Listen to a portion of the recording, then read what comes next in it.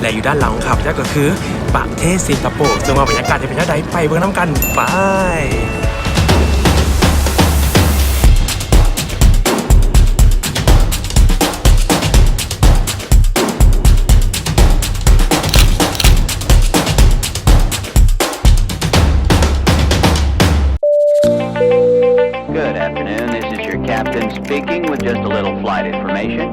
ทริปนี้เขาออกเริ่มต้นที่สนามบินสากลวัดไตมุ่งหน้าสู่สนามบินซางฮีประเทศสิงคโปร์โดยการใช้เวลาในการเดินทางประมาณ5 ชั่วโมงเมื่อเดินทางไปฮอดเขาก็จะได้เห็นสนามบินที่มีความใหญ่โตอลังการ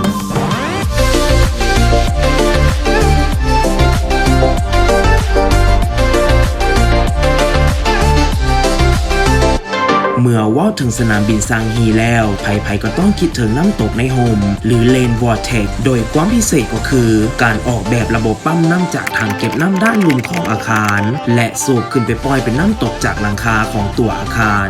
ซึ่งน้ำที่นำมาใส่จะเป็นน้ำฝนที่เก็บไว้เวลาที่ฝนตกโดยถือการออกแบบอาคารและระบบเพื่อเอื้อเฟื้อต่อการใช้ทรัพยากรที่มีอยู่ให้คุ้มค่า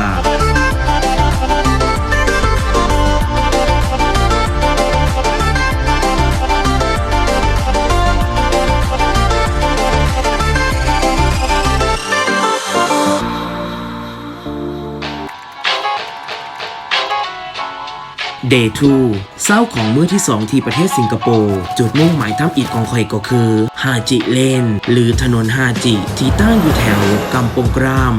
ส่วนภายในจะมีรูปแต้มศิลปะตามฝาผนังของอาคารที่มีความหลากหลายผสมผสานจนเฮ็ดให้กลายเป็นจุดถ่ายรูปของนักท่องเที่ยวและในยามกลางคืนสถานที่แห่งนี้ก็ยังเป็นสถานที่บันเทิงที่รวมเอาหลายๆห้านไว้นำกันและถือว่าถ้าใครได้มาประเทศสิงคโปร์แม่นแนะนำให้มาสถานที่แห่งนี้เพื่อเก็บภาพงามๆไว้โพสต์อวดโซเชียล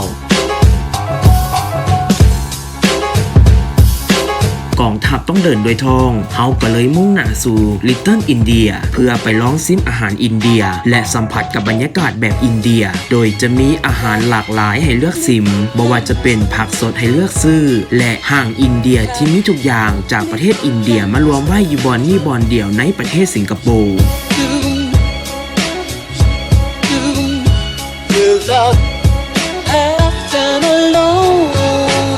สำหรับสถานที่ต่อไปเขาเชื่อกันว่าหลายๆคนต้องเคยเห็นผ่านๆในโลกโซเชียลกันมาแด่แล้วนั่นก็คือ Fort Canning Park หรือคันไดอุโมงค์ต้นไม้ซึ่งถือว่าเป็นสวนสาธารณะที่มีประวัติศาสตร์อันยาวนานตั้งแต่สมัยเริ่มก่อตั้งประเทศสิงคโปร์และสถานที่แห่งนี้ก็ยังเป็นอีกหนึ่งบ่อนที่คนมักนิยมกันมาถ่ายรูปที่จะถ่ายมุมใดก็สวยงามและยังได้ใกล้ชิดกับธรรมชาติ